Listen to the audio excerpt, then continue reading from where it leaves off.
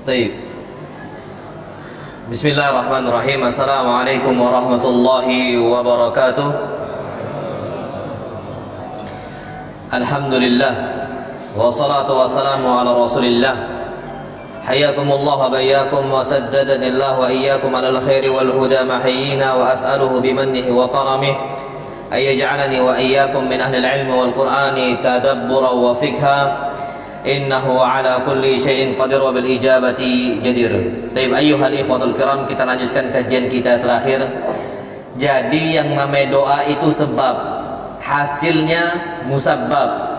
Kalau kita mau hasil, kita harus kerjakan apa? Sebabnya. Faham sampai sini?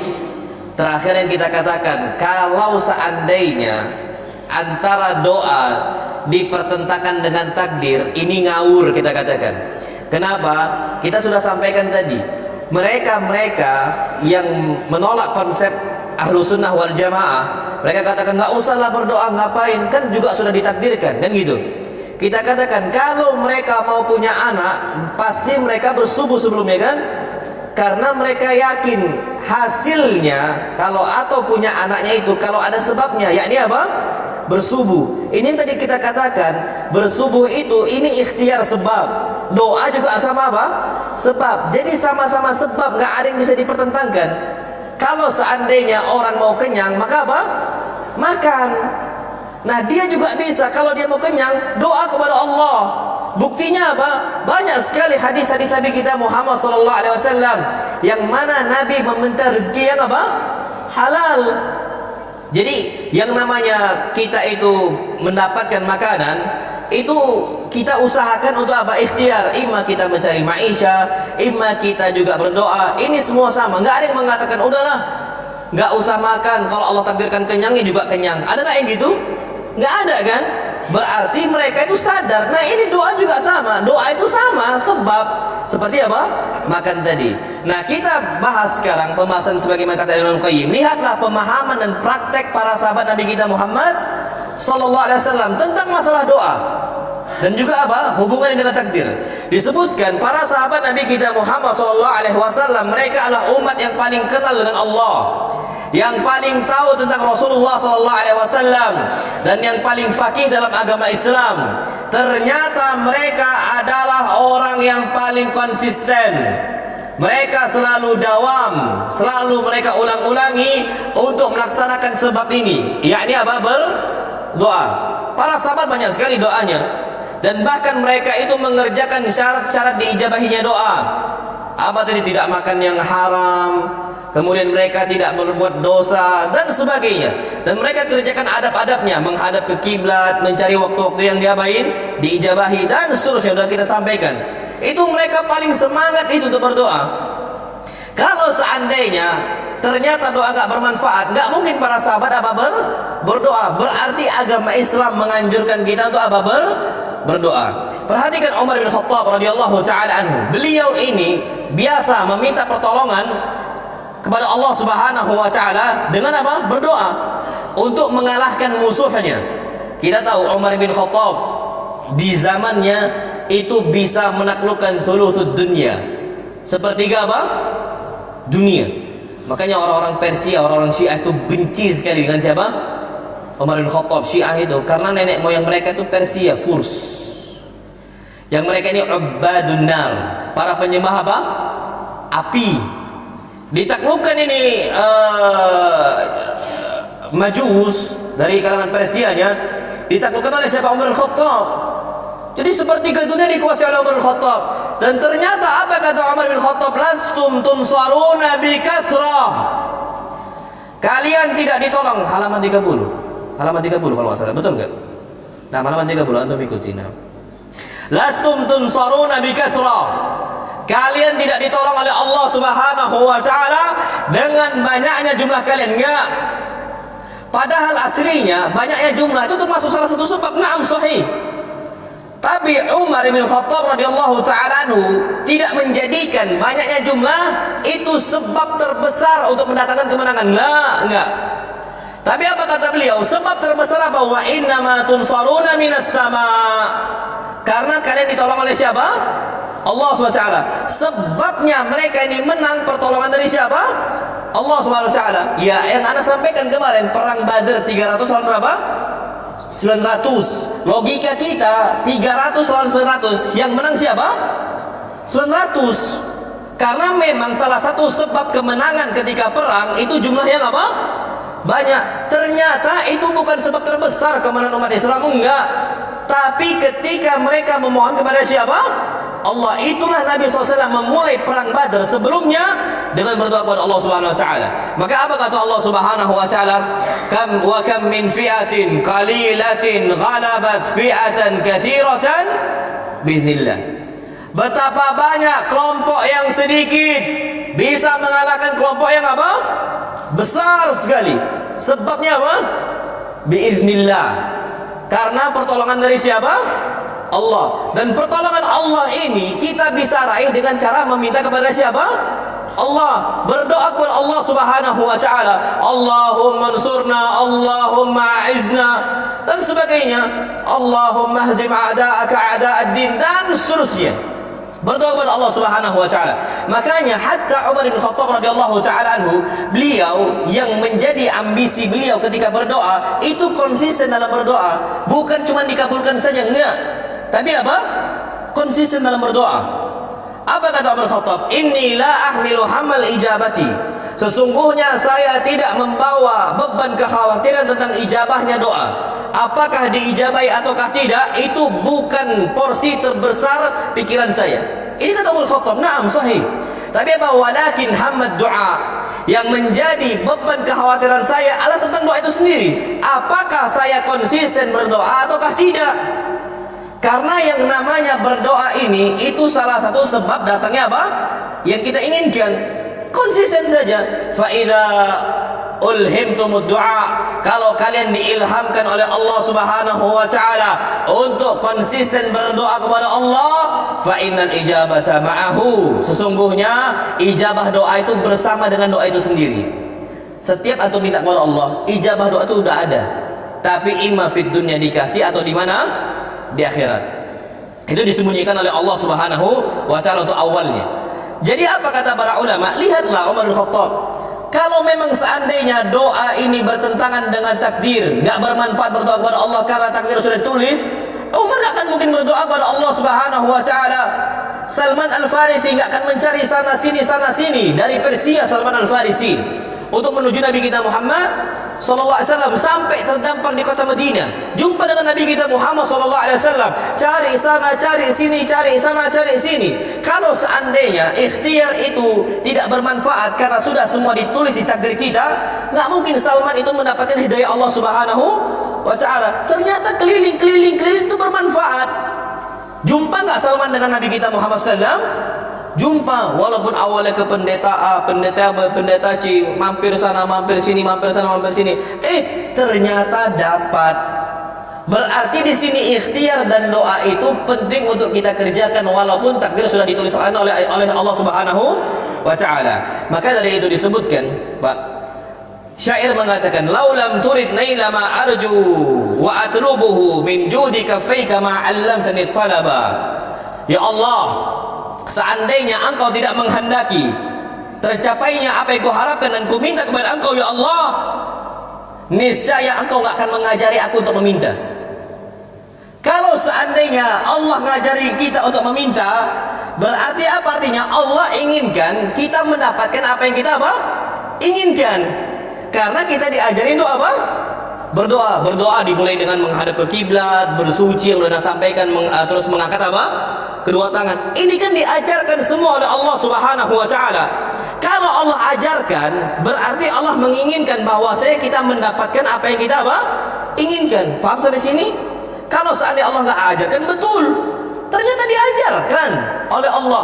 Bahkan antum cari saja adabud doa, adab-adab kita berdoa kepada Allah SWT, itu lengkap, selengkap-lengkapnya, sempurna dengan sempurnanya. Ada banyak sekali. Berarti menunjukkan, oh, Allah itu ingin dengan doa tadi agar kita mendapatkan apa yang kita inginkan. Hasilnya itu apa? Dengan sebab apa sahabat tadi? Dengan apa doa tersebut? Makanya apa kata Allah SWT? Ud'uni Kalian mintalah kepada saya, astajib lakum. Hasilnya apa? Aku kabulkan. Sebabnya apa tadi? Doa dulu kepada saya, hasilnya aku kasih.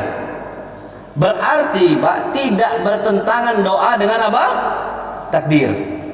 Karena itu adalah sebabnya. Kemudian Allah Subhanahu wa taala berfirman, wa idza sa'alaka ibadi anni fa inni qarib. Kalau seandainya hamba-hamba saya bertanya kepada engkau wahai Muhammad, fa inni qarib, saya ini dekat, kata Allah. Minta kepada Allah Subhanahu wa taala, Allah dekat. Walaupun Allah Subhanahu wa taala mustawin ala arsyihi, Allah ini beristiwa di atas arsy-Nya, tapi Allah tuh dekat dengan kita. Ilmunya Allah meliputi kita, penglihatannya Allah meliputi kita, pendengarannya Allah meliputi kita. Naam. Allah tuh dekat kepada kita. Apa kata Allah Subhanahu wa taala? Minta, ujibu da'watad da'i idza da'an. Aku akan kasih permintaan orang yang berdoa kalau mau berdoa. Berarti Allah jadikan syarat dapat hasil kalau mau apa? Berdoa kepada Allah SWT. Ikhtiar dulu, ikhtiar. Kalau seandainya Pak, kita ini istilahnya bersandarkan dengan takdir, ya itu nggak bisa. Makanya Allah tuh betul-betul murka ketika seorang hamba tidak mau memohon, tidak mau meminta kepada siapa? Allah Subhanahu wa taala. Bahkan Nabi kita Muhammad sallallahu alaihi wasallam bersabda, "Man lam yas'alillah yaghdab alaihi." Barang siapa yang tidak mau meminta kepada Allah Subhanahu wa taala, niscaya Allah akan murka kepadanya. Ini menunjukkan bahwasanya keridhaan Allah Subhanahu wa taala itu terletak kalau kita mau minta kepada Allah. Sebaliknya, kalau seandainya kita nggak mau minta kepada Allah, Allah akan murka kepada kita. Itu saja intinya. Berarti mau nggak mau kita harus apa? Doa. Di situ Pak intinya yang perlu kita ketahui. Dan bahkan Masya Allah ada sebuah athar dari Imam Ahmad ibn Hanbal sebagaimana di kitab Al-Imam Ibnu Qayyim rahimahullah tentang ridho dan murka Allah SWT. Atharnya bagaimana? Anallah, saya adalah Allah, la ilaha illa ana, tidak ada ilah yang berhak disembah selain saya. Idza raditu baraktu, kata Allah, kalau saya ridha, saya berkahi dia. Walaysa li barakati muntaha, dan keberkahan saya tidak ada batas akhirnya. Sebaliknya, wa idza ghadibtu la'antu, kalau saya murka, kata Allah, saya akan laknat dia. Wa la'nati tablughu as-sabi'a minal walad, dan kalau saya sudah melaknat, maka laknatku mencapai anak keturunan yang ketujuh. Makanya kadang-kadang kaya 7 turunan, miskin 7 turunan. Nah, ini disebutkan dalam athar Imam Ahmad ibn Hanbal rahimahullah. Tapi yang kita perlu ketahui bahwasanya seseorang itu tidak membawa dosa bapaknya. Kalau bapaknya dilaknat, anaknya baik, baik enggak dia? Baiklah. Kenapa Allah firmankan wala taziru waziratun wizra ukhra? Seseorang itu enggak akan bisa memikul dosa apa? Orang lain. Zalimna Allah, Pak, yang salah bapaknya, anaknya yang apa? Yang kena. Ini memang disebutkan dalam sebuah athar, na'am. Tapi yang antum nggak usah khawatir, Pak, karena Allah tidak bertindak apa? Zalim. Buktinya Allah Subhanahu wa taala memberkahi Nuh, tapi Allah memurkai anaknya. Ada enggak? Ada.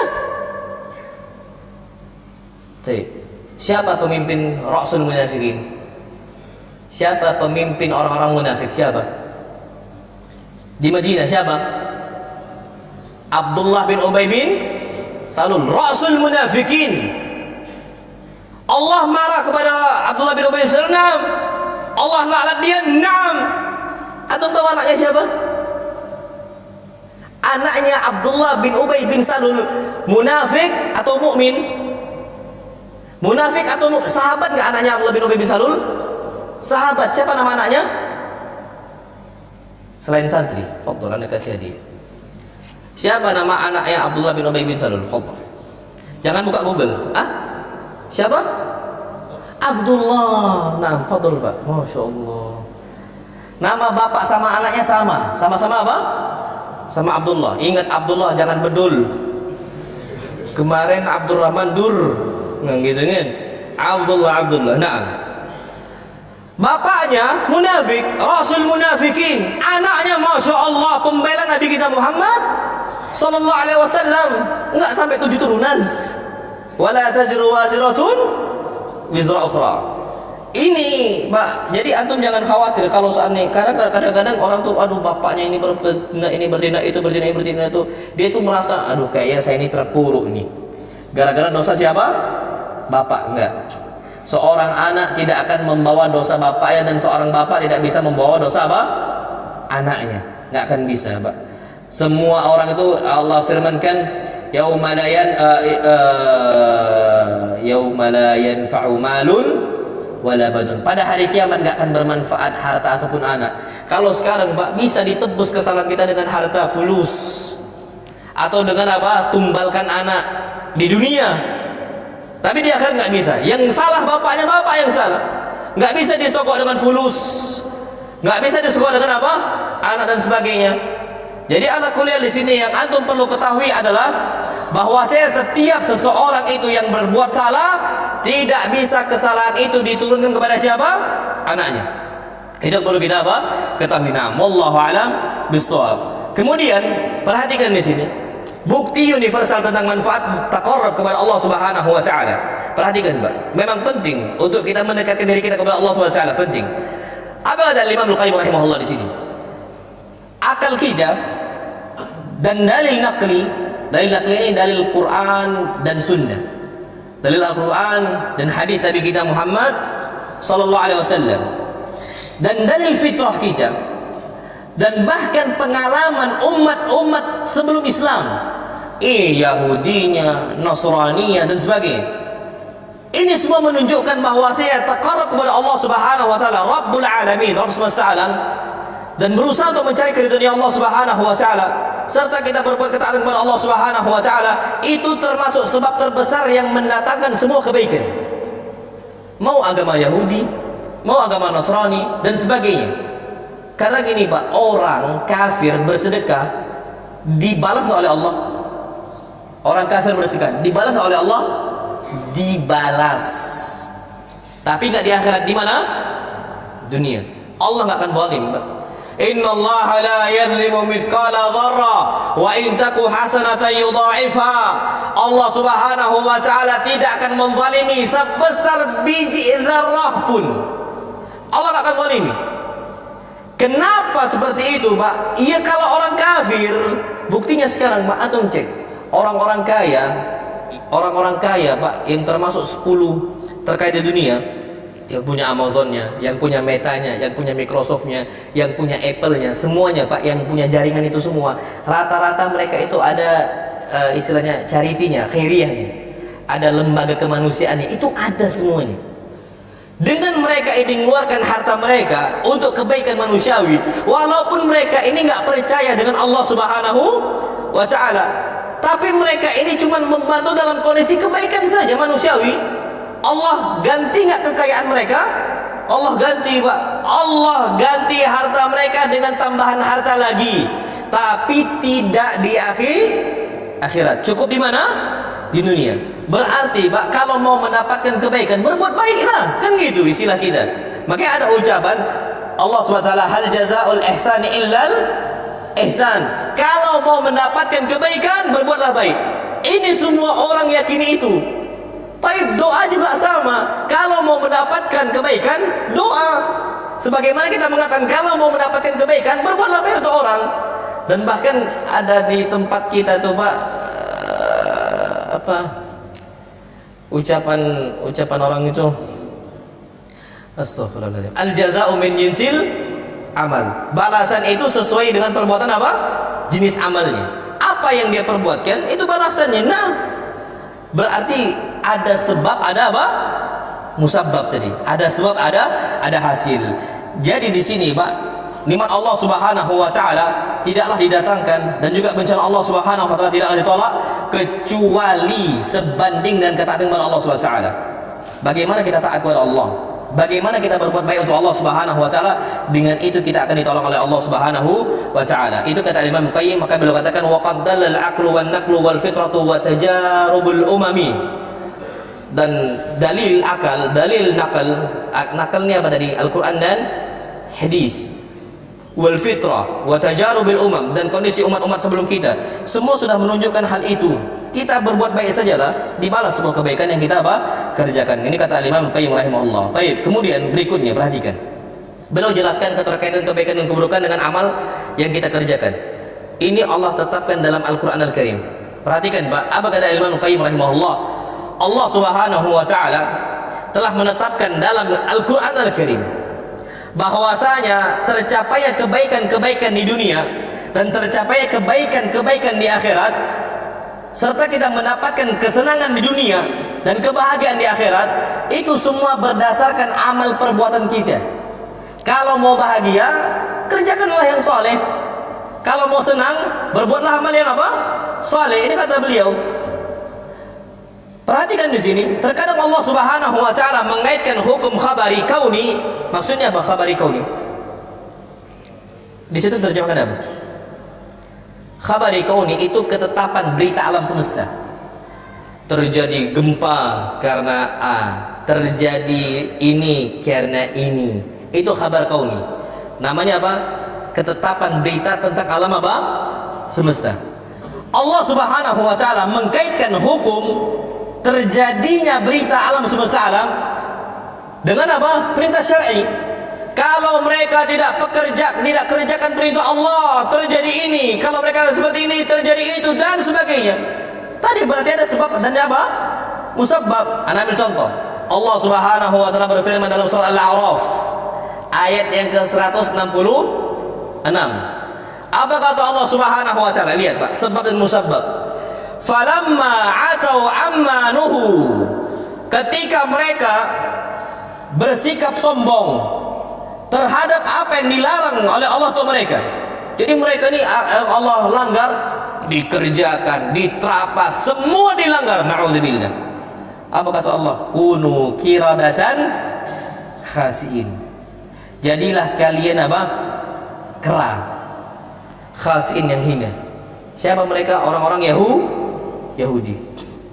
Tapi antum nggak boleh Pak bilang orang-orang Yahudi sekarang ini abnaul qiradah, anak-anak monyet, itu nggak boleh. Antum zalim. Kenapa? Karena yang mereka ini yang Allah rubah jadi kera itu nggak punya lagi keturunan. Jadi mereka itu yang ada sekarang ini, Yahudi yang ada saat ini, itu mereka bukan keturunan kera, nggak ada. Mereka keturunan apa? Manusia. Nah, mereka ini bebal.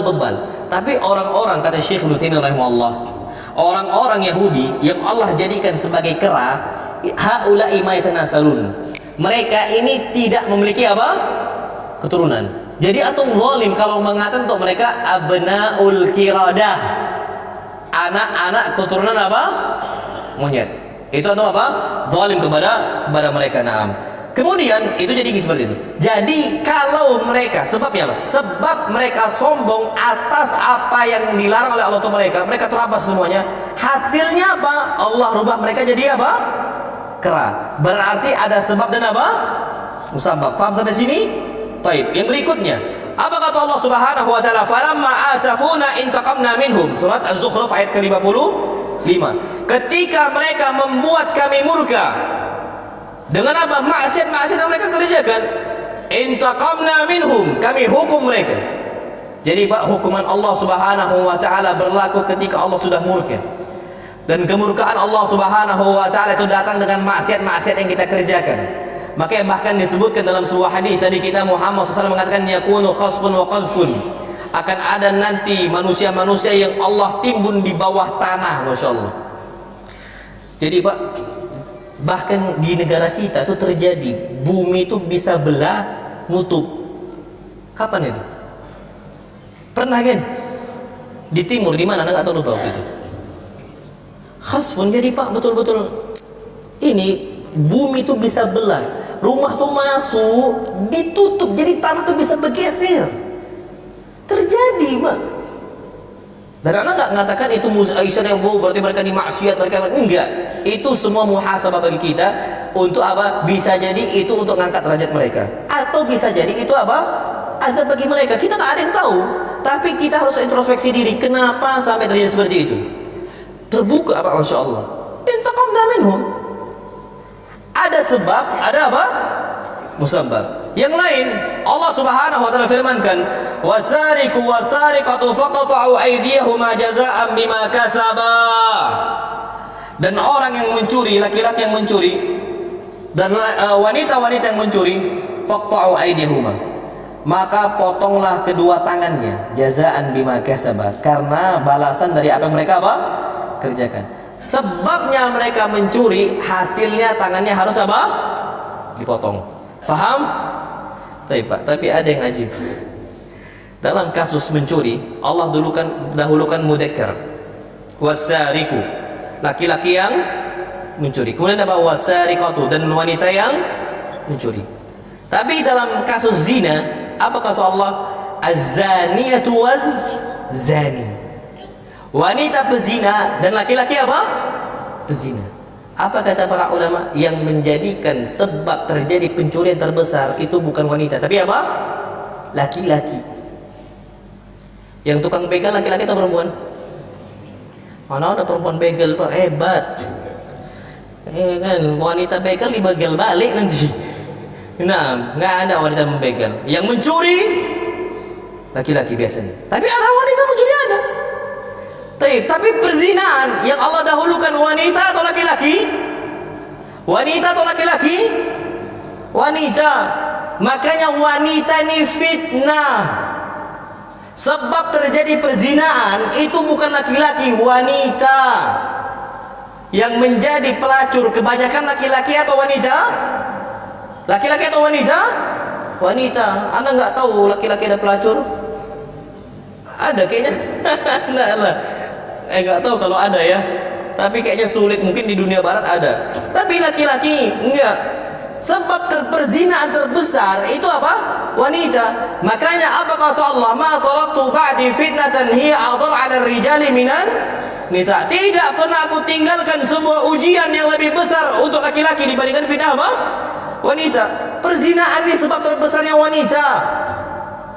Loh, ustadznya baik-baik aja dibilang assalamualaikum ustadz. Masih mending kalau seandainya cuma bertanya nanti gini, nanti gitu, nanti gini, nanti gitu. Ustadznya pun ngikut.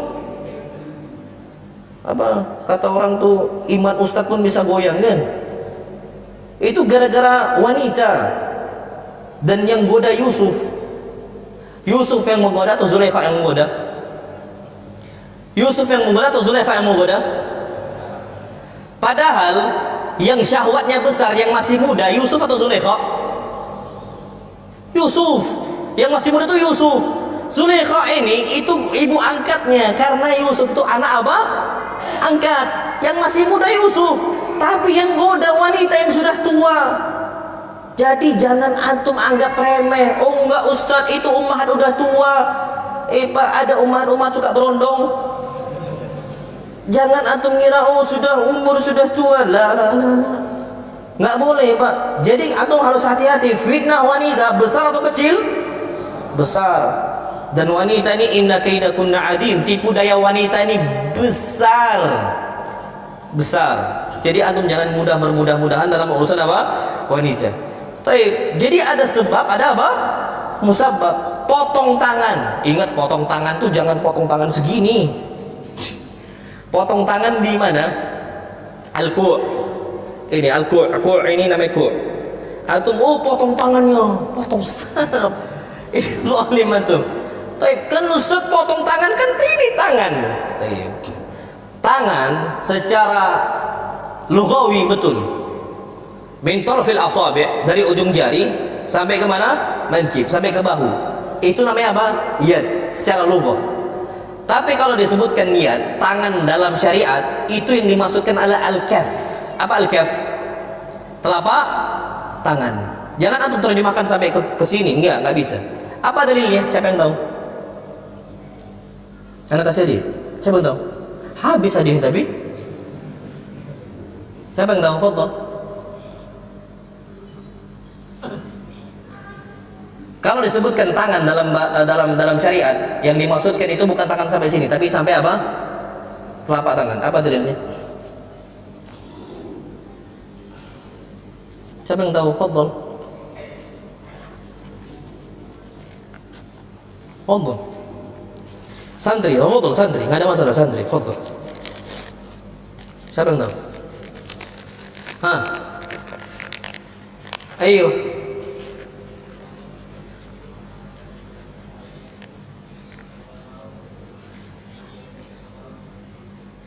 Kaifal ayat? Gimana ayatnya? Faghsilu. Masya Allah, na'am saya fadhal.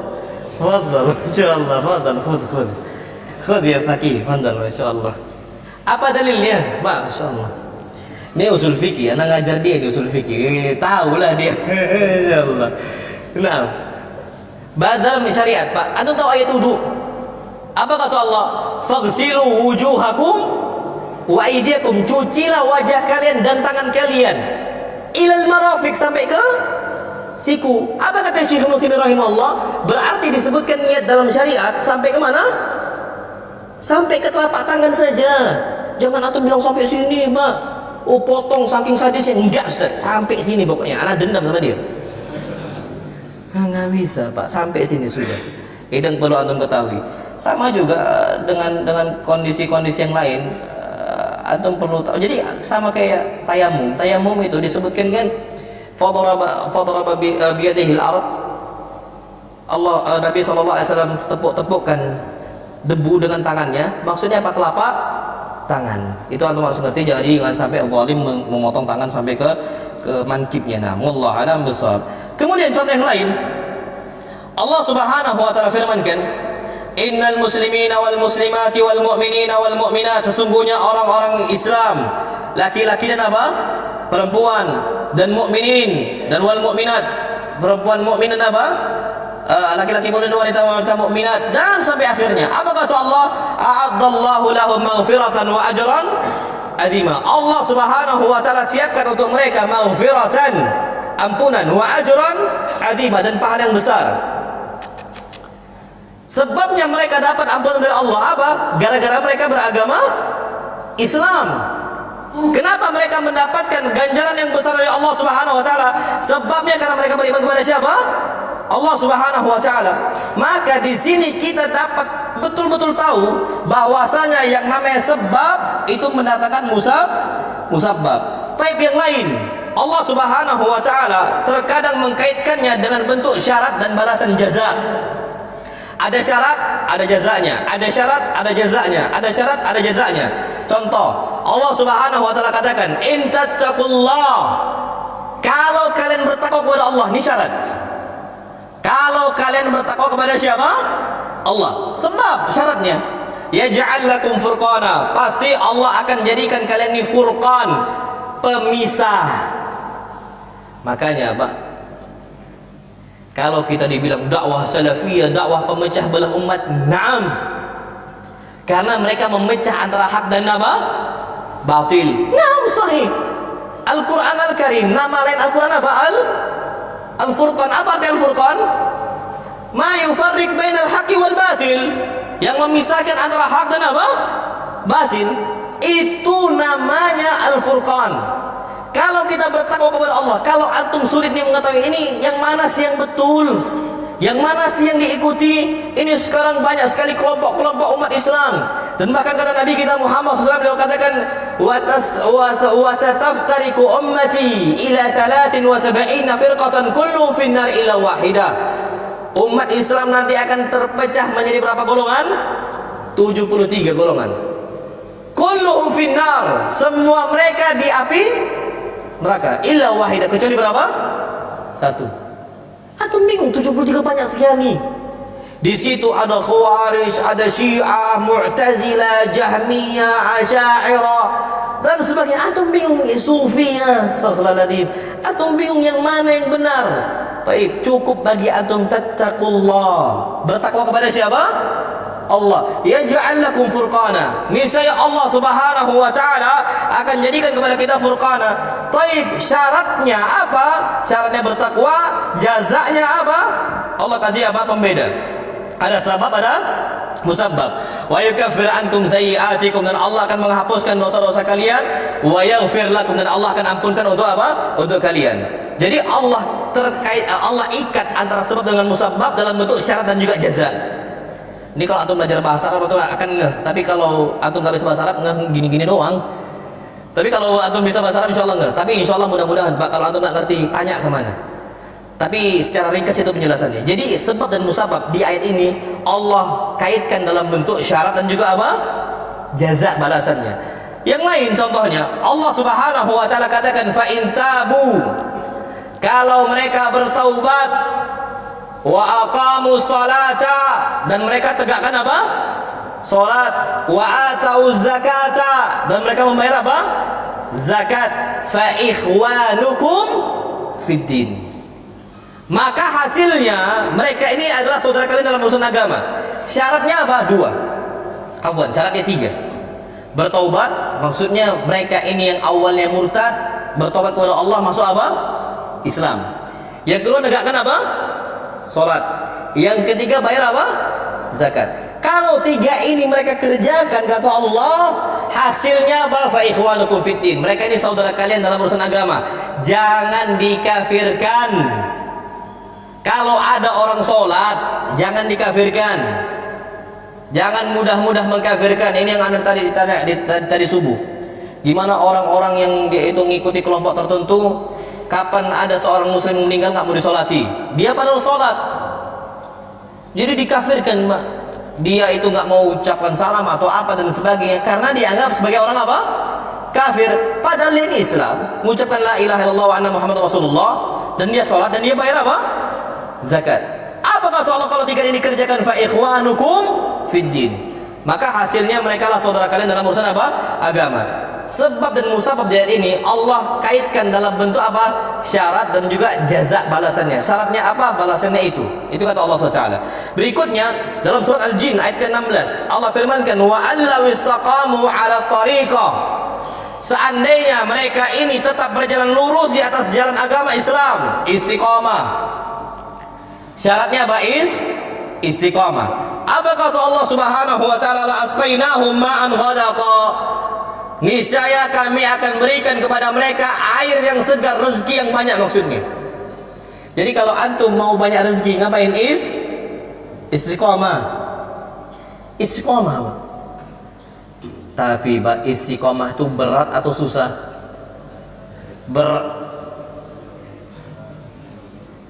Anda ini udah agak oyong juga ini. Berat atau mudah? Berat. Kalau berat atau susah, ya dua-duanya berat dan susah kan gitu. Berat, Pak. Istiqamah itu berat karena sering sekali kita ini futur. Apa futur? Lemah iman. Hati-hati loh Pak ya. Antum awal-awal hijrah dulu semangat nggak? Semangat. Saking semangatnya tembak sana tembak sini. Semangat betul. Naam sahih, jazakumullah khair. Ana berterima kasih kepada Allah Subhanahu wa taala atas semangat antum. Naam sahih. Tapi ingat Pak, apa kata Nabi kita Muhammad sallallahu alaihi wasallam? Berat istiqamah itu. Inna likulli amalin syirrah. Setiap amal saleh itu ada masa semangatnya. Naam ada. Tapi kata beliau, wa inna likulli syirratin fatrah. Setiap masa semangat ada masa apa? Futur. Pasti itu Pak. Yang awalnya tahu amal sedekah, keutamaan sedekah, masya Allah jor-joran. Habis itu nggak lagi apa? Sedekah. Futur. Yang awalnya sholat malam rakaat ini masya Allah, ternyata Nabi SAW sholat 11 rakaat, masya Allah semangat betul. Jadi ketika tahu fadilah sholat malam, di malam itu langsung 11 rakaat, besoknya tenggen, nggak lagi sholat. Ada masa futur Pak. Istiqomah mudah atau berat? Berat. Istiqomah Pak, kalau antum mau dapat rezeki yang Allah luaskan, istiqomah. Syaratnya istiqomah. Tapi itulah Anda mau ajarkan kepada antum Pak, agar antum istiqomah. Jangan muluk-muluk dalam beragama. Iyyakumul ghulu. Hati-hati kalian dari ghulu, berlebihan dalam beragama. Fa inna ma ahlaka man kana qablakumul ghulu fid din. Karena yang membinasakan kalian, yang membuat kalian nggak beramal lagi, ghulu dalam beragama. Maksudnya gimana? Kalau antum mau istiqomah, cerdas Pak, beramal soleh. Yang Allah cintai bukan amal yang banyak. Allah nggak suka kuantitas saja, tapi yang Allah suka apa? Kualitas. Bagaimana itu Pak? Perhatikan. Kata Nabi kita Muhammad SAW, ahabbul amali ilallahi wa adwamuha wa in qalla. Amalan yang dicintai oleh Allah Subhanahu wa taala, amalan yang berkesinambungan walaupun apa? Sedikit. Pak, ana ambil contoh.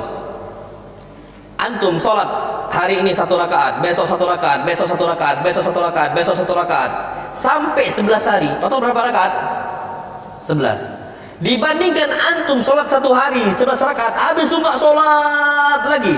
Hari ke-12 antum mau sholat lagi 11 rakaat. Lebih Allah cintai yang pertama atau yang kedua? Pertama. Bukan kuantitas saja, tapi kualitas. Jadi kalau mau istiqomah Pak, pelan-pelan, pelan-pelan, jangan terlalu muluk-muluk. Antum akan bosan. Makanya ana sampaikan kemarin Ibnu Mas'ud nggak mau ngisi kajian tiap hari, takut antum apa? Bosan kan? Nah, sahih, istiqamah itu berat. Dan bahkan Pak, Masya Allah, itulah kalau kualitas itu. Jadi kita ini ketipu dengan kuantitas. Ana ambil contoh gini. Sholat jamaah di masjid berapa pahalanya? Sholat jamaah di masjid berapa pahalanya? 27 pahala. Hadis Nabi kita Muhammad SAW, salatul rajuli ma'al jamaah tafdulu ala salatihi ala salatil fadhi bi 27 darajah. Salat seseorang bersama jamaah itu lebih utama dibandingkan salat dia sendiri sebanyak 27 kali derajat. Gimana dengan ummahat? Ummahat lebih baik salat di masjid bersama jamaah atau di rumahnya? Di rumah kan? Di rumah. Tapi berapa pahalanya wanita di rumah salatnya? Berapa pahalanya? Berapa pahalanya? 27. Siapa yang bilang? Dari mana tuh bikin 27 pahalanya? Tapi laki-laki sholat jamaah di masjid berapa pahalanya? 27. Di rumah berapa pahalanya? Wanita sholat sendiri di rumah berapa pahalanya? Dari mana tuh 27? Kul hatu burhanakum, mana dalilnya? Ada dalil? Ada dalil. Wanita sholat di rumah pahala itu 1. Tapi ingat, 1 berkualitas jauh lebih baik dibandingkan 27 tapi nggak berkualitas. Faham? Baik, ana ambil contoh. Antum dikasih 1 mobil Pajero sama 27 Vespa lama. Jangan Vespa masih mahal sekarang. Motor yang suka mogok motor apa? Hah? Astrea Grand. Yang punya Astrea jangan tersinggung ya. Antum dikasih 1 Pajero, mobil 1 Pajero baru sama 27 Astrea Grand yang lama, antum pilih Astrea 27 atau 1 Pajero? 1 tapi besar dibandingkan 27 tapi apa? Kecil-kecil. Antum jangan buat ibadah, buat pahala baru Pak. Nabi nggak katakan wanita sholat di rumah 27, enggak. Jangan ngada-ngada, antum bahaya. Nabi aja nggak berani Pak ngomong gitu. Allah firmankan, walau taqawwala alaina ba'dal aqawil akhadna minhu bil yamin tsumma laqata'na minhul watin. Kalau si Muhammad ini berbicara terhadap agama saya sembarangan, aku potong uratnya. Atau mau dipotong? Jangan sembarangan itu. Berarti berapa pahalanya? 1, tapi berkualitas. Faham sampai sini? Nah itulah Pak, istiqomah itu seperti itu. Jangan antum tertipu dengan banyak.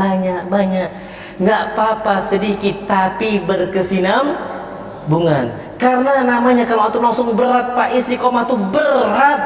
Langsung ditembak jiwa kita nih, ya Allah Akbar. Buktinya antum tahu Pak, Masya Allah. Hudzaifah, antum tahu Hudzaifah?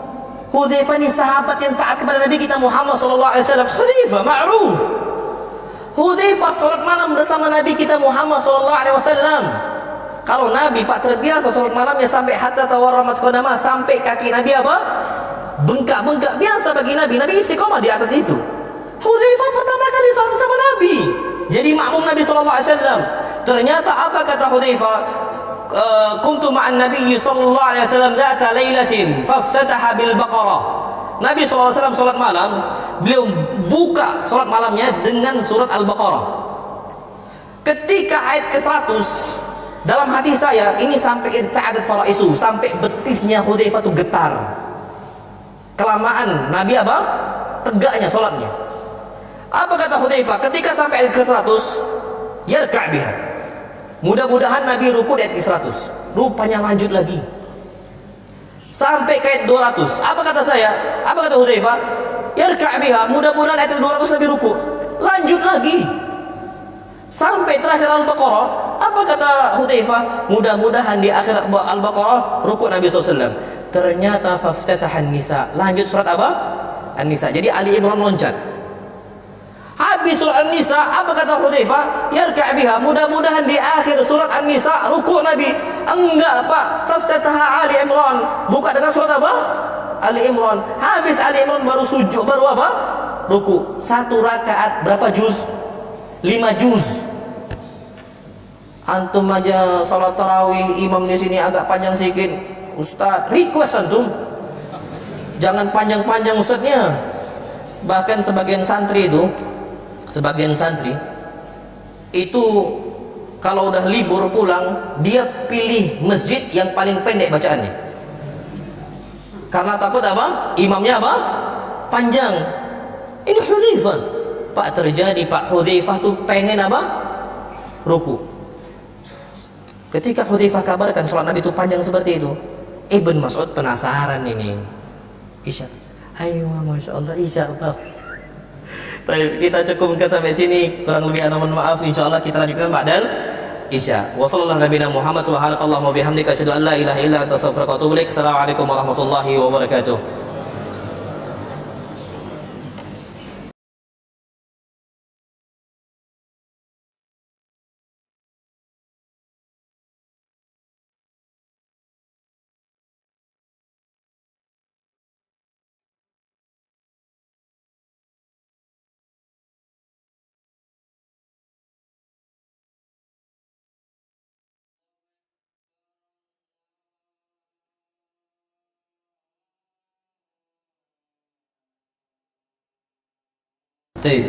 Bismillahirrahmanirrahim. Assalamualaikum warahmatullahi wabarakatuh.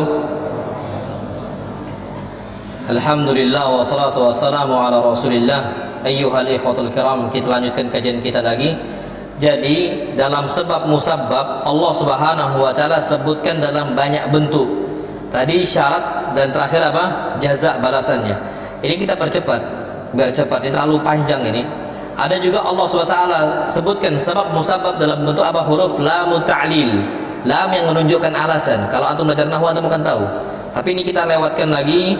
Dan juga ada dalam bentuk huruf kai sebagai ta'lil. Ini juga sama. Tapi kita percepat lagi Pak, karena ini pembahasan memang panjang bahasa Arab. Karena ujung-ujungnya maksudnya menunjukkan ada sebab, ada apa? Musabbab, itu saja maksudnya. Kemudian ada juga Allah gunakan dengan maf'ul li ajli, objek dengan alasan tertentu. Itu dalam bahasa Arab juga antum akan jumpai yang Allah inginkan adanya sebab dan juga adanya musabbab. Kemudian ada juga fa sababiyah, fa yang menunjukkan sebab dan akibat. Itu juga sama. Dan kemudian Allah juga sebutkan dengan lamma yang menunjukkan balasannya. Falamma asafuna intaqamna minhum. Itu yang disebutkan. Dan juga ada inna dan ma'mulnya, objeknya. Itu juga Allah subhanahu wa ta'ala sebutkan. Dan juga dengan kata laula. Laula, ada sebab dan apa? Musabbab. Terus lau juga sama. Dan sampai akhirnya walhamdulillah, itu Allah inginkan bentuk-bentuk tadi menunjukkan adanya sebab dan adanya apa? Musabbab. Baik, kita masuk ke berikutnya. Anda nggak tahu halaman berapa kalau diantum ya? Halaman keberapa itu?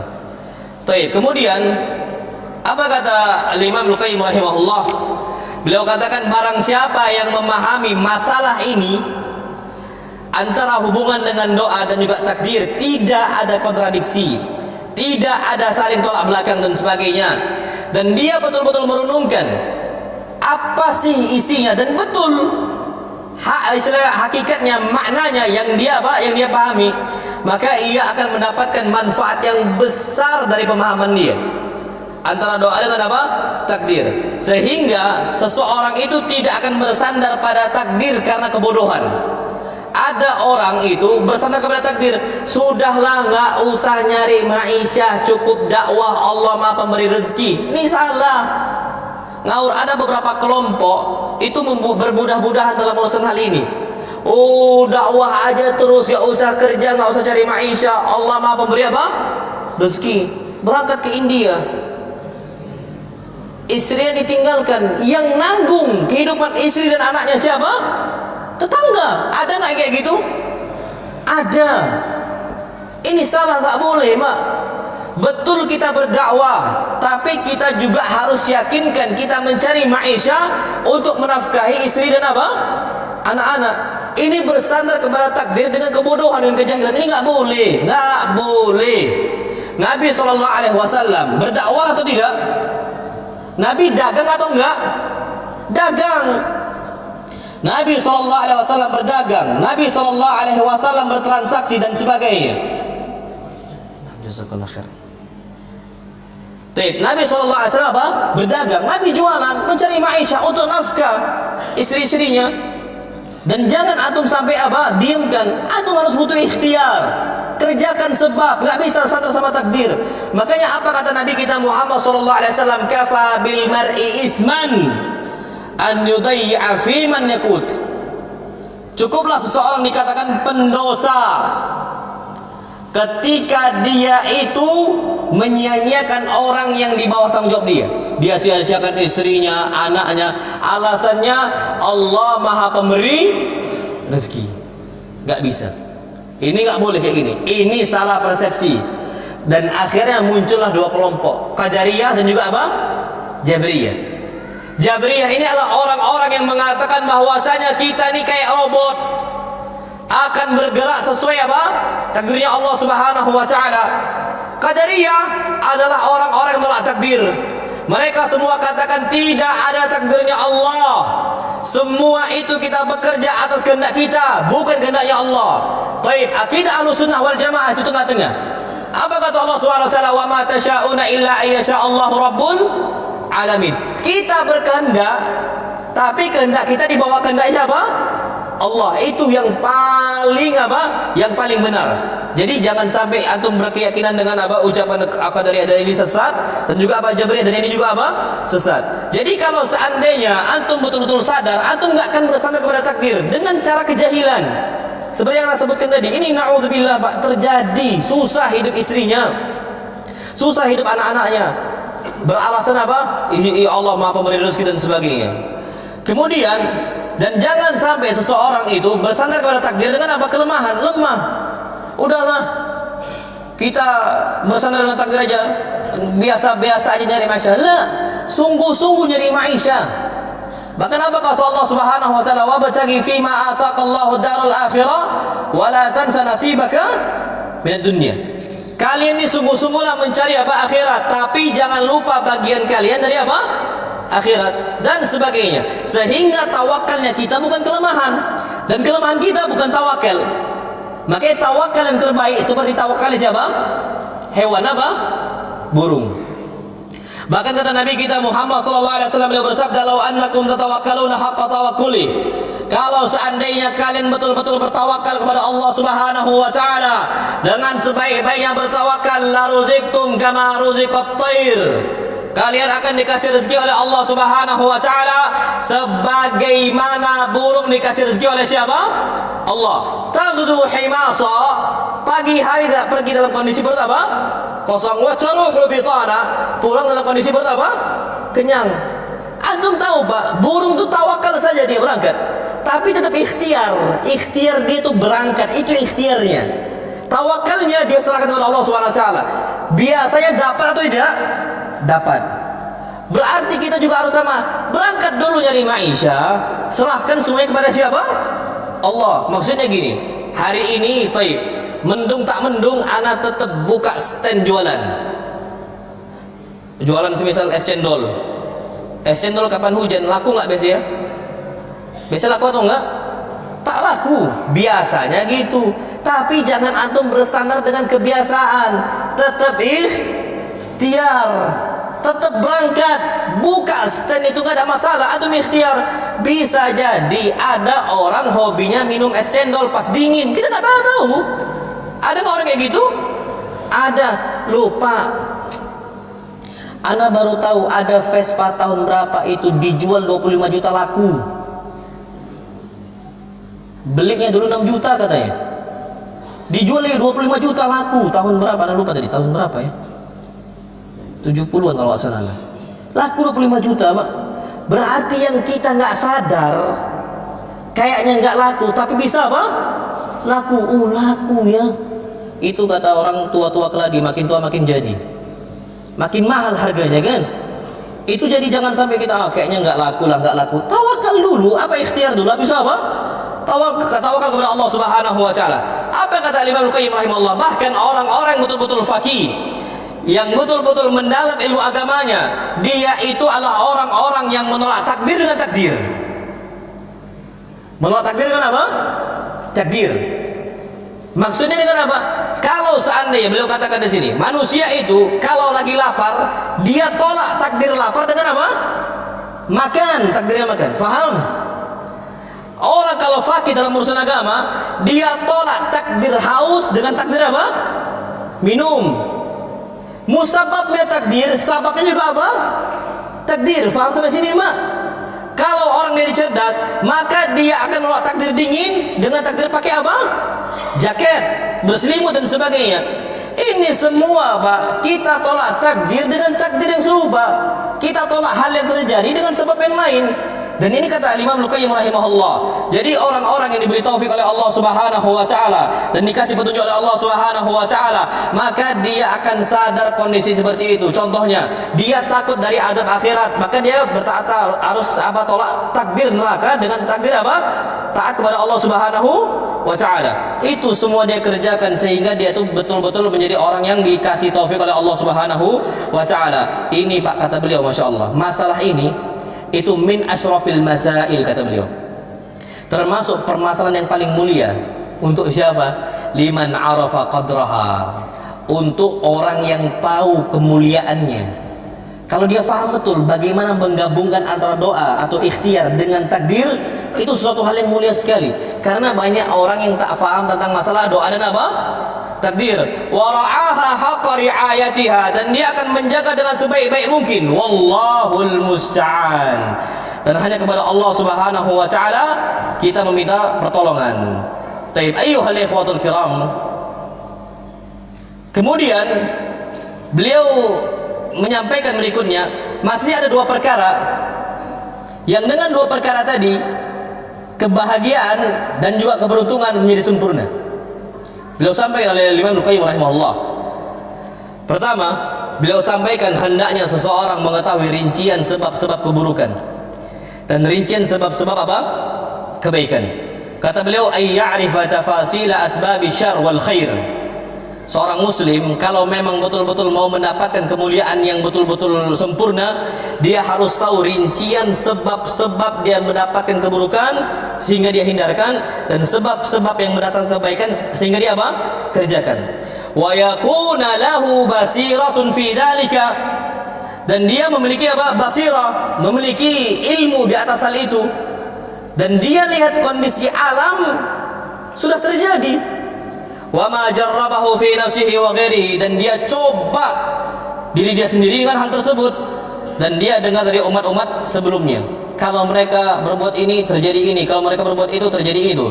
Dan ini sebagaimana yang Allah Subhanahu wa taala ceritakan dalam sejarah-sejarah yang ada dalam Al-Qur'an dan sunnah Nabi kita Muhammad sallallahu alaihi wasallam. Di antaranya, di antara yang paling bermanfaat dalam sebab-sebab kebaikan untuk kita tahu kondisi mana kebaikan-kebaikan, mana keburukan-keburukan, adalah dengan cara mentadabburi isi apa? Al-Quran. Masalahnya kita itu baca Quran tak paham isi. Makanya antum kalau lagi Ramadan jangan fokus di bacaannya juga, jangan fokus di bacaannya aja, tapi juga di terjemahan. Makanya belajar tafsir Al-Quran. Antum belajar tafsir Al-Quran pernah sampai khatam juz 30? Enggak kan? Taib. Apa arti wal adiyati dhabaha? Siapa yang tahu angkat tangan? أيوة تفضل تفضل. Taib, wal adiyati dhabaha. Orang macam nggak tahu apa sih artinya wal adiyati dhabaha. Apa sih ini? Jadi akhirnya baca Quran cuma apa? Lewat. Baca Quran cuma nggak ada manfaat. Allah. Ini Pak, orang-orang seperti ini rugi. Makanya Allah katakan orang yang nggak pernah mentadabburi isi Al-Quran itu hakikatnya Allah cap tutup hatinya. Na'udzubillah. Apa kata Allah SWT? Afala yatadabbaruna al-Quran am ala qulubin aqfaluha. Kenapa mereka tidak mau mentadabburi isi Al-Quran? Am ala qulubin aqfaluha. Ataukah hati mereka udah dikunci oleh Allah Subhanahu wa ta'ala? Tadabburi isi Al-Quran. Karena Al-Quran Al-Karim menjamin hal tersebut dengan cara yang paling sempurna. Kalau seandainya kita tadabburi isi Al-Quran, insya Allah kita tahu mana jalur kebaikan, mana jalur apa? Keburukan. Karena yang namanya Al-Quran, pertama kali Allah firmankan dalam surah Al-Baqarah, apa kata Allah? Hudan lil muttaqin.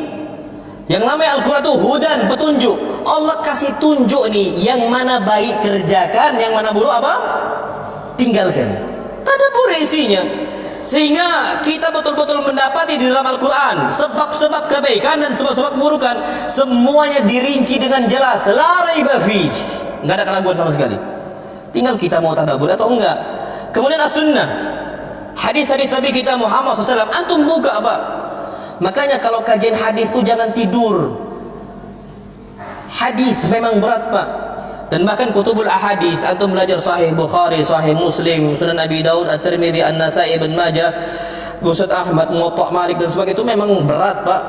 Dan ana walhamdulillah sampai detik ini kita akan terus berusaha Pak untuk menyimak kajian masyayikh gitu loh. Kajian masyayikh untuk istilahnya mengetahui isi-isi hadis. Apa sih yang Nabi maksud, apa sih yang Nabi maksud, apa sih yang Nabi maksud. Rugi Pak, Nabi mengucapkan sebuah ucapan dalam Sahih Bukhari kita nggak ngerti. Karena Masya Allah ya, bisa jadi orang itu salah menerjemahkan apa? Hadis. Antum tahu Masya Allah, ada kabilah Al-Anzi. Ada satu hadis, karena Rasulullah SAW idza shalla ila Anza. Nabi SAW itu kalau salat menghadap kabilah Anza. Pala Anza itu maksudnya apa? Tongkat. Maksudnya Nabi kapan sholat menghadap apa? Sutro. Katanya kabilah kami kabilah terbaik. Nabi sholat menghadap kabilah kami. Ngaur nggak itu? Ngaur. Antum tahu ada satu hadis Nabi kita Muhammad SAW mengatakan tentang orang-orang Asy'ari. Innal Asy'ariyin, sesungguhnya orang-orang Asy'ari dipuji oleh Nabi kita Muhammad SAW. Idza qalla ta'amu iyalihim, kalau makanan mereka kurang, mereka kumpulkan semua makanan, mereka makan bareng-bareng. Apa kata Nabi SAW? Fahum minni wa ana minhum. Orang-orang Asy'ari bagian dari aku dan aku bagian dari mereka. Apa kata mereka? Asy'ari. Asy'ari yang mentakwilkan apa? Sifatnya Allah Subhanahu wa ta'ala. Maksudnya Asy'ari itu bukan pemahaman Asy'ariyah, bukan, tapi kabilah Bani Asy'ar. Abul Hasan Al-Asy'ari, na'am, termasuk kabilah Bani Asy'ar. Abu Musa Al-Asy'ari, sahabat Nabi kita Muhammad sallallahu alaihi wasallam, itu Abu Musa Al-Asy'ari dipuji karena orang-orang Asy'ariyun itu kapan habis harta mereka makan bareng-bareng. Usahakan gitu Pak, ekonomi lagi sulit, makan bareng-bareng. Atau makan sama istri, ekonomi lagi susah rumah tangga, makan satu piring, nggak usah 2 piring, satunya pecahkan aja. Nah, antum lagi kurang ekonomi mah jangan dipecahkan, mubazir, nggak boleh, haram. Antum apa makan bareng-bareng. Maksudnya jangan sampai Pak kita dipecah sana pecah sini. Orang-orang Asy'ari untuk kurang makanan yang saat itu. Makan bareng. Makanya kalau orang baru nikah nggak perlu takut besok makan apa, nyantai. Beli 1 ayam, beli 1 nasi, makan berdua sama istri, cukup. Dan bahkan romantis, Masya Allah. Antum udah nyoba kayak gitu? Antum dulu nikah gitu nggak? Anak dulu nikah kuliah. Anak kuliah, uang jajan anak terbatas. Dan anak sejak kuliah, udah nikah, anak nggak mau nerima uang jajan dari orang tua anak. Tabu bagi anak. Anak usaha, anak jualan. Anak jualan tas, jualan sepatu dan sebagainya. Anak nggak mau lagi terima. Anak hayak, malu anak. Akhirnya makan sebatasnya.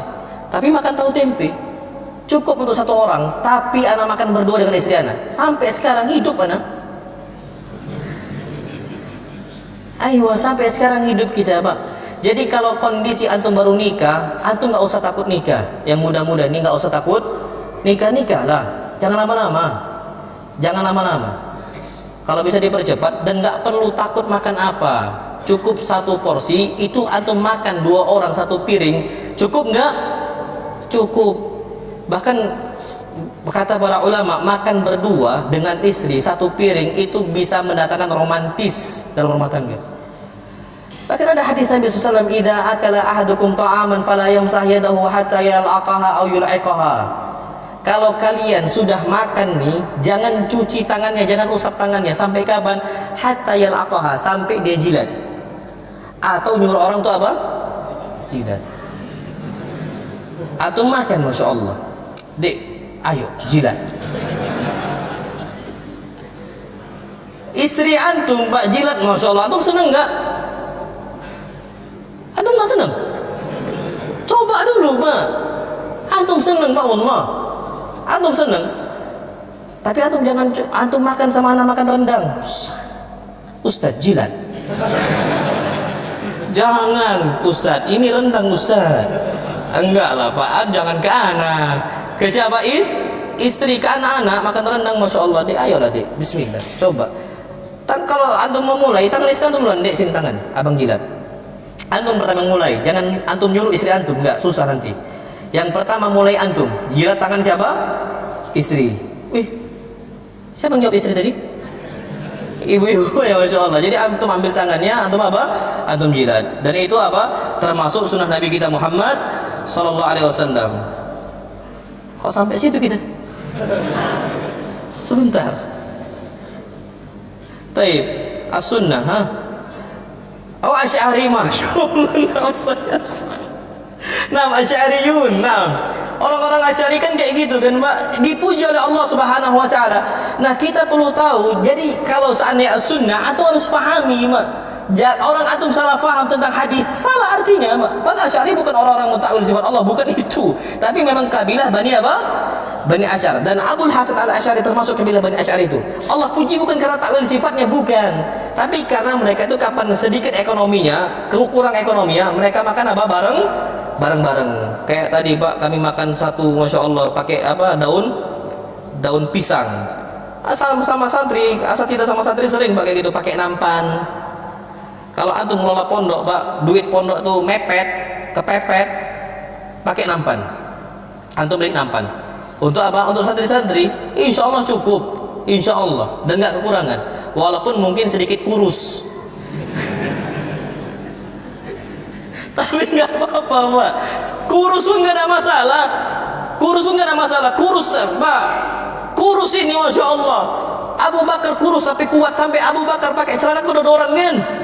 Aywa, Abu Bakar ni rajul nahif, rajul kurus nahif.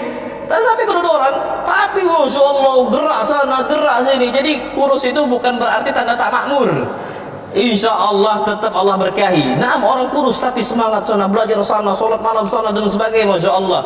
Itu Allah Subhanahu wa taala berkahi. Nah, wallahu alam bisawab. Perhatikan di sini, kata Imam Al-Qayyim rahimahullah, barang siapa yang mencurahkan seluruh perhatiannya kepada Al-Quran dan kepada sunnah Nabi kita Muhammad SAW, maka dia akan merasa tercukupi dengan kedua hal tersebut.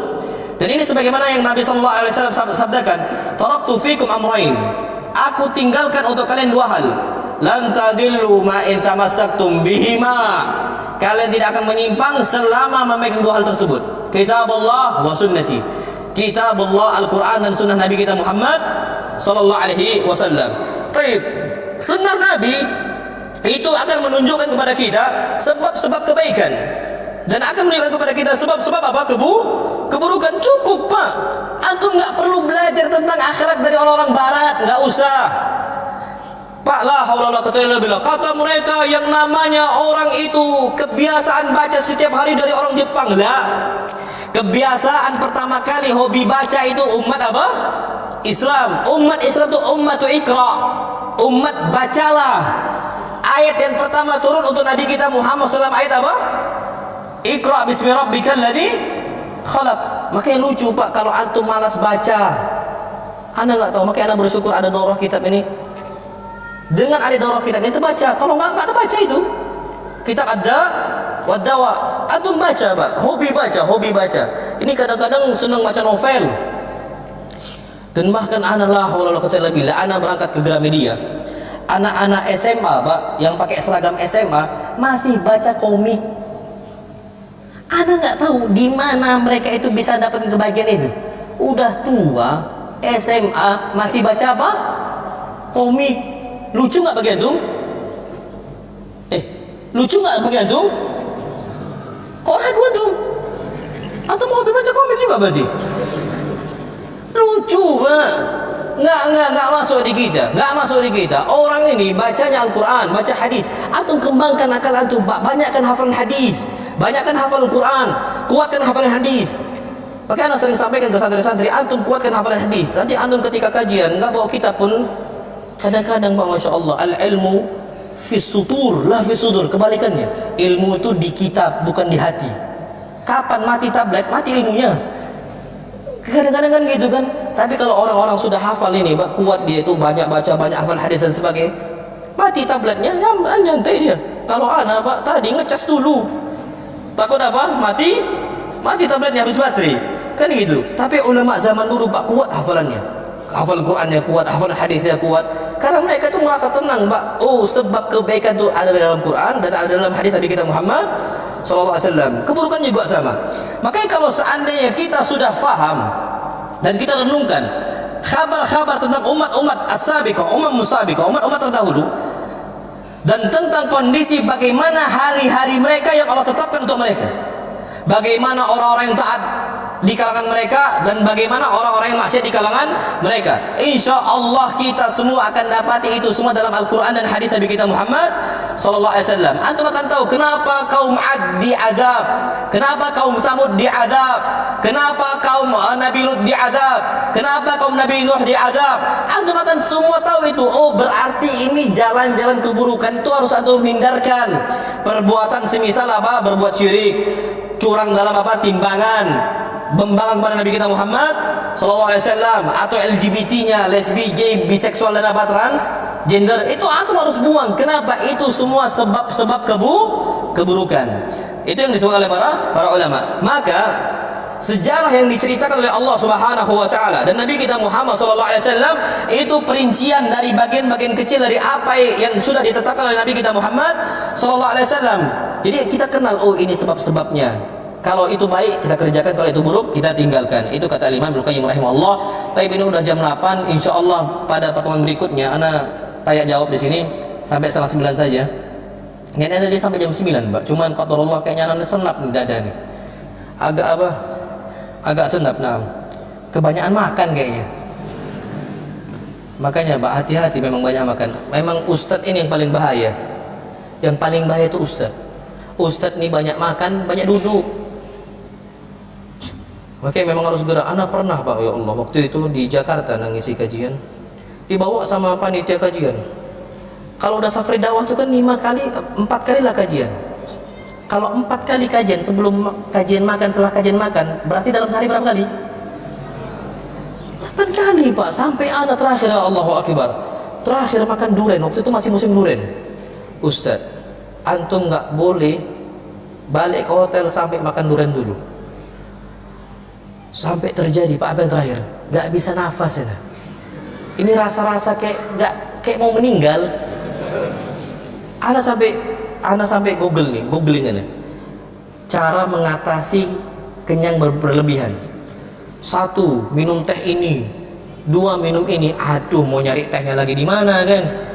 Pas terakhir jalan 10 sampai 15 menit. Wah, ana langsung bilang ke akhi Andri, "Akhi, ana nggak bisa nafas ini. Ana turun dulu, ana mau jalan." Betul Pak, ana jalan sampai 10 menit 15 menit, ana balik lagi kamar, baru bisa baring. Dia senap ana nih lagi senap nih, kayaknya jalan dulu ini nanti. Ayo, ana ini agak senap nih. Jadi makanya hadits Nabi SAW, beliau katakan, yakfi li bani Adam muqaimat yuqimna sulbah. Cukup untuk Bani Adam beberapa suapan kecil. Syuf. Beberapa suapan kecil lagi. Allah katakan bukan laqamat tapi luqaimat. Beberapa suapan apa? Kecil. Maksudnya gimana? 3 jari, Pak. Ini suapan kecil. Bukan kayak gini. Yang lebih ajib orang India, Pak. Itu namanya lukmah, bukan lukaimat. Lukmah ini Pak suapan besar. Nabi katakan lukaimat, beberapa suapan apa? Kecil saja. Yang penting yukimna sulbah, punggungnya apa? Tegak. Kalau kita Pak bukan lagi punggung tegak, perut maju. Bukan punggung ini tegak tapi perut apa? Maju.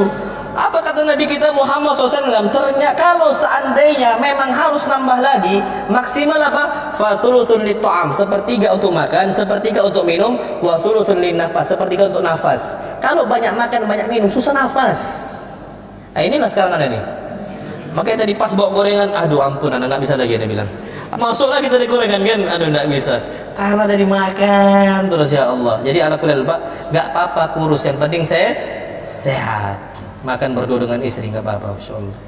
Tapi itu yang dapat saya sampaikan, kurang lebih maaf, ini ada tanya jawab. Insyaallah Pak, habis saya jawab ini kita besok sesi terakhir. Jam berapa?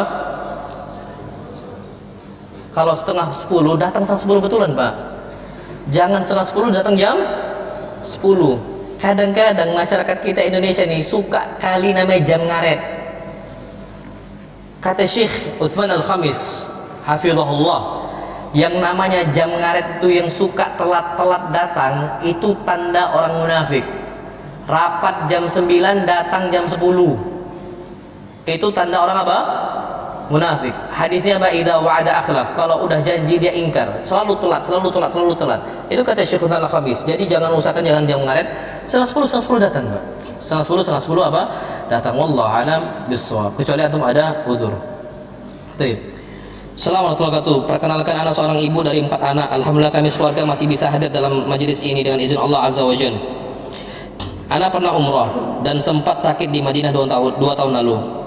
Di hotel saat di Madinah, Ana bermimpi melihat sebuah gunung sangat tinggi dan di tengah puncak gunung ada lubang, dan dari lubang tersebut keluar semua jenis binatang dari segala macamnya, dari hewan buas hingga hewan jinak, dan dari hewan yang sangat besar hingga hewan yang kecil, sangat kecil, dan hewan melata. Alhamdulillah saat mimpi Ana merasakan hal yang bahagia, sama sekali tidak ada rasa takut. Jika berkenan bisa kau Ustaz memberikan tafsir syar'i, insyaallah. Jazakallah khair. Allah alam, enggak tahu. Ana bukan tafsir mimpi, tapi mimpi itu penting. Karena Nabi Yusuf alaihi salam itu tahu, bisa nebak yang akan datang. Sebabnya sebab apa? Mimpi. Inni ra'aitu ahada asyara kawkaba wa syamsa wal qamara ra'aituhum li sajidin. Aku melihat 11 bintang dan melihat matahari dan bulan, mereka semua sujud untuk saya. Maksudnya terakhir terjadi 11 saudara Nabi Yusuf dan bapak dan ibunya, mereka semua tersungkur untuk menghormati Nabi Yusuf. Nah, jadi mimpi itu penting. Tapi kalau anda tanya apa tafsir mimpinya, Allah alam, anda tidak tahu. Ustaz, apa sebab jika salat sering lupa jumlah rakaat? Apakah ini termasuk penyakit hati? Lalu bagaimana cara mengatasi gangguan syaitan? Ada syaitan namanya khanzab atau khinzab. Khanzab atau khinzab ini syaitan yang memang mengganggu orang apa? Salat. Sampai apa kata Nabi kita Muhammad sallallahu alaihi wasallam? Fala yadri kam shallaha. Dia sampai enggak tahu berapa rakaat dia udah salat. Nah, itu berarti kita mulai dengan apa? Isti'adah. Makanya pertama kali ketika kita salat, ketika habis takbir dan istiftah, kita mengucapkan a'udzubillahi minasyaitonir rajim min hamzihi wa nafthihi wa nafathihi. Habis itu bismillahirrahmanirrahim, al-Fatihah. Jadi isti'adah ketika kita sholat itu penting agar tidak diganggu oleh apa? Syaitan. Syaitan itu datang. Makanya bahkan kata Nabi kita Muhammad sallallahu alaihi wasallam, "Idza adzana al-muadzin adbara syaitan wa lahu durar." Kalau adzan dikumandangkan, syaitan itu kabur dalam kondisi apa? Terkentut-kentut. Kalau udah selesai adzannya, maka apa? Akibat datang lagi dia. Kalau qomat, pergi lagi terkentut-kentut. Kalau sudah habis qomat, datang lagi dia, baru ganggu. Makanya kata Nabi SAW, sampai ketika diganggu seorang hamba ketika sholat, dia nggak tahu berapa rakaat yang sudah dia sholatnya dia kerjakan. Nah, wallahu a'lam bissawab. Salam Ustaz, mau nanya, jika ada seorang Islam yang hendak melakukan sholat akan tapi yang memakai kalung salib, sedangkan ada perkataan-perkataan barang siapa yang menyerupai sebuah golongan maka ia termasuk golongan tersebut. Apakah ia termasuk orang kafir dan apakah kita salah untuk menyebutnya orang kafir? Wallahu a'lam bishawab. Ketika dia memakai salib tersebut dalam kondisi dia itu cuman menyerupai orang yang kafir, atau mungkin gara-gara idola dia seperti itu nggak langsung dikafirkan. Tidak langsung apa? Dikafirkan. Karena mungkin bisa jadi dia tuh nggak tahu hukumnya. Dia cuma niru. Sebagaimana orang-orang anak kecil saat ini ketika menggolkan bola ke gawang lawan, dia itu pakai gaya tentu kan? Itu tak sengaja dia cuma niru idola dia. Apakah langsung dikatakan kafir? Maka jawabannya apa? Tidak. Karena yang namanya takfir itu harus ada namanya tawafur syurut, sempurna syarat-syaratnya. Di antaranya adalah iqamatul hujjah, ajarkan dulu. Kemudian apa? Imtina'ul mawani, tidak ada pencegah takfir. Contohnya apa? Al-jahalah, dia lagi jahil, dia nggak tahu hukumnya, dia kerjakan itu, dia kira pakai kalung salib cuman sebagai untuk niru idola dia, tanpa dia tahu itu hukumnya nggak terlarang dan nggak boleh, maka ajarkan. Dan juga di antara penghalang takfir itu apa? Al-ikrah. Bisa jadi dia dipaksa atau apa dan sebagainya, anda nggak tahu, Allah alam. Tapi jangan bermudah-mudahan untuk apa? Melakukan takfir, mengkafirkan kaum muslimin. Allah alam bisawab. Apa yang harus kita lakukan agar hati ini lembut? Soalnya saat melakukan ibadah nggak pernah nangis atau sedih. Jazakumullah khair. Allah alam bisawab. Memang hati ini memang kita perlu lembutkan dengan ketaatan kita kepada Allah Subhanahu wa taala. Dan bahkan orang-orang yang beriman kepada Allah Subhanahu wa taala, idza dzukirallahu wajilat qulubuhum wa idza tuliyat 'alaihim ayatuhu zadatuhum imana wa 'ala rabbihim yatawakkalun. Mereka ini orang-orang bertakwa, kapan disebutkan nama Allah Subhanahu wa taala itu langsung getar hatinya, jantungnya itu deng gitu Pak. Berat nyebut nama Allah tuh berat Pak. Istilahnya wajilat qulubuhum, hati mereka itu betul-betul apa ya? Berdetak, takut sama Allah Subhanahu wa taala. Wallahu a'lam bishawab. Bisa jadi karena memang kita ini sering maksiat atau karena memang ketaatan kita juga kurang kepada Allah Subhanahu wa taala. Tapi ala kulli hal, yang penting bagi kita bertakwa kepada Allah. Karena kata Nabi, kata para ulama, al-imanu yazidu wa yanqus, yazidu bit ta'ah wa yanqusu bil maksiyah. Iman itu naik dan turun, naik dengan ketaatan, turun dengan apa? Maksiat. Dengan naik iman kita dengan ketaatan, insya Allah Subhanahu wa taala kita akan mudah menangis sisi Allah Subhanahu wa taala. Ustaz, bagaimana menyikapi istri yang cerewet dan suka mengumpulkan harta? Masya Allah. Menghadapi istri cerewet dan suka mengumpulkan harta, ini pernah terjadi di zaman Nabi kita Muhammad sallallahu alaihi wasallam. Ketika itu, jadi istri-istri Nabi kita Muhammad SAW minta jatah yang lebih. Ketika itu mereka minta yang lebih. Apa kata Allah Subhanahu wa taala? Ya ayyuhan nabi, qul li azwajika, katakanlah untuk istri-istri engkau, in kuntunna turidna al-hayata ad-dunya wa zinataha, kalau kalian ini ingin dunia dan perhiasan dunia, fata'alaina. Ini sikap Nabi. Sini kalian, umatti'kunna, aku kasih kalian itu harta, wa usarrihkunna sarahan jamila. Tapi syaratnya kita harus apa? Pisah. Itu sikap Nabi menghadapi istri yang apa? Suka mengumpulkan harta. Antum panggil istri antum kayak gitu, Dek, duduk. Allah berfirman, ya ayyuhan nabi, wahai nabi, qul li azwajik, katakanlah untuk istri-istri engkau, in kuntunna turidul hayatad dunya, kalau kalian ingin kehidupan dunia, wa zinataha, dan ingin perhiasan dunia, sini kalian, aku kasih duit yang kalian mau. Tapi syaratnya kita apa? Pisah. Antum hati-hati ngomong gini Pak. Tiba-tiba istri antum ngomong, siap bang, oke. Siap bang, oke pula lagi kan? Kayak mana itu Pak? Sudah, antum lihat Pak tipikal istri antum gimana. Sebenarnya wanita-wanita itu wajar ketika mereka nggak tahu hukumnya, mereka itu mengumpulkan harta itu wajar. Kenapa? Karena Allah firmankan fitrahnya wanita. Allah berfirman, awamay yunasya fil hilyati wa huwa fil khisami ghairu mubin. Sifat wanita itu tumbuh di atas perhiasan. Jadi wajar nggak istri-istri kita pakai make up? Wajar. Mereka dan bahkan Pak, Masya Allah, bayi saja tumbuh di atas perhiasan, bayi perempuan. Masih bayi, telinga ditindik, ya kan? Tangan pakai gelang, pakai cincin, Bahkan antum tahu, tak punya rambut pun dikasih bando. Botak nih bayi perempuan dikasih apa? Bando. Fungsi nggak bando itu? Tak fungsi. Tapi fungsi memang bukan untuk menyekar rambut, bukan, tapi untuk memperhias. Makanya wanita wajar nggak tumbuh dan perhiasan? Wajar, tapi sesuai kadarnya. Kalau seandainya suka mengumpulkan harta, itulah yang anak katakan dalam khutbah Jumat. Orang yang hobi nabung karena takut masa depan itu diancam oleh Allah Subhanahu wa ta'ala. Allah firmankan walladzina yattakhiduna adh-dhahaba wal fidda wa la yunfikunaha fi sabilillah fabashshirhum bi'adzabin alim. Orang-orang yang hobi menabung emasnya, menabung peraknya, kalau kita sekarang ini rupiahnya, wala yunfikuna fi sabilillah, dan dia tidak infakkan di jalan Allah Subhanahu wa ta'ala, fabashshirhum bi'adzabin alim, kasih kabar gembira dia dapatkan azab yang apa? Pedih. Siapa yang suka nabung di sini kalau takut masa depan? Itu kena. Kalau nabung untuk umrah ahlan, nabung untuk kurban ahlan, nabung untuk haji ahlan. Tapi nabung karena takut masa depan, ini terancam ayat ini. Apa ayatnya? Yauma yuhma 'alaiha fi nari jahannam fatuqwa biha jibahuhum wa junubuhum wa dhuhuruhum hadza ma kanastum li anfusikum fadhuqu ma kuntum taknizun. Pada hari itu disetrika jidatnya, punggungnya, pinggangnya oleh Allah SWT. Bukan setrika dunia, setrika di akhirat. Apa kata Allah? Hadza ma kanastum li anfusikum. Ini sebab karena kalian hobi menabung. Fadhuqu ma kuntum taknizun. Rasakan apa yang kalian tabung. Berarti diancam enggak orang yang suka nabung? Diancam. Kalau dia itu karena takut masa depan, diancam, Pak. Berarti dia ragu Allah Maha Pemberi apa? Rezeki. Antum kasih aja, Pak. Royal aja kita di dunia. Dunia itu, Pak, bangki. Masih enak bangki. Kata Nabi, mithl ma kharaja min Adam, seperti kotoran manusia.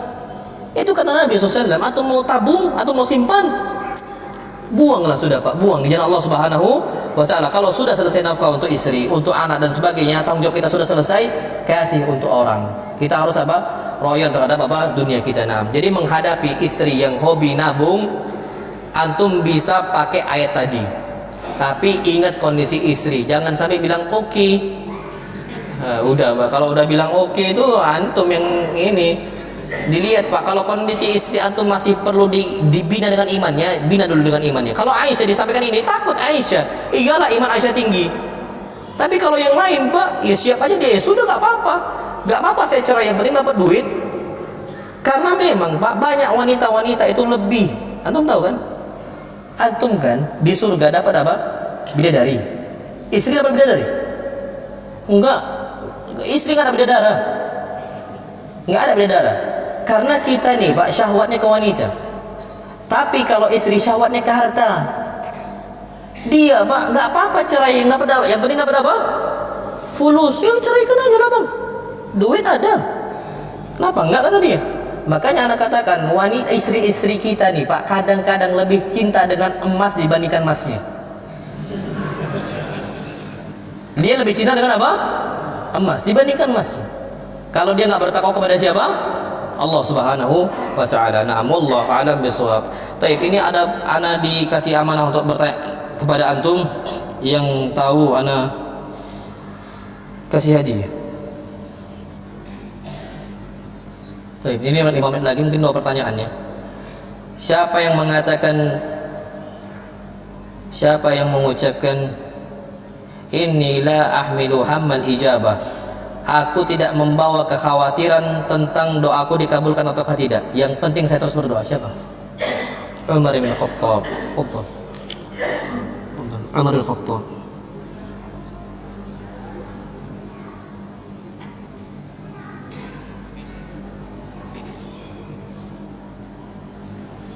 Aywa, ana mau tanya sama antum, jangan lihat buku. Siapa kunya Ibnu Qayyim? Abu siapa? Abu siapa? Siapa kunya Imam Ibnu Qayyim rahimahullah? Abu siapa?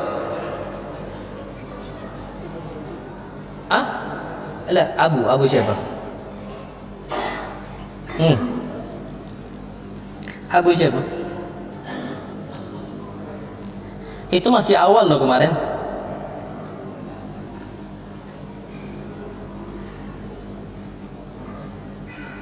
Abu siapa?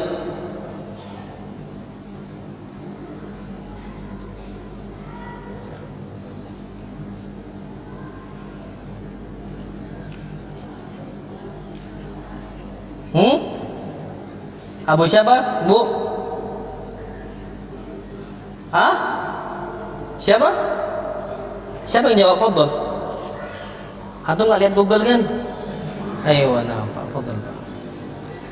Tapi satu lagi.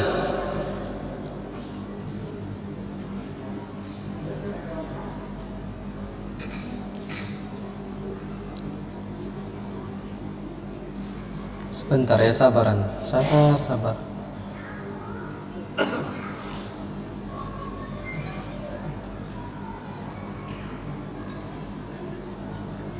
Siapa yang mengatakan innakum la tunsaruna bi kathrah wa innama tunsaruna bi idznillah? Kalian tidak ditolong dengan banyak jumlah kalian, tapi ditolong dengan izin Allah. Naam. Umar bin Khattab, naam, fadhal, masyaallah. Baik, ini yang dapat Anda sampaikan. Insyaallah subhanahu wa taala kita lanjutkan pada pertemuan berikutnya di hari Ahad besok. Ini terakhir, jadwalana terakhir, kurang lebih ya, mohon maaf. Tapi sampai 8:30 saja Pak ya, insyaallah. Mudah-mudahan yang sedikit ini bermanfaat, yang benar datang dari Allah Subhanahu wa taala, yang salah datang dari anak pribadi syaitan, dan ana berlindung dari kesalahan tersebut. Wa sallallahu nabiyana Muhammad subhanakallahumma wa bihamdika asyhadu an la ilaha illa anta astaghfiruka wa atubu ilaik. Assalamualaikum warahmatullahi wabarakatuh.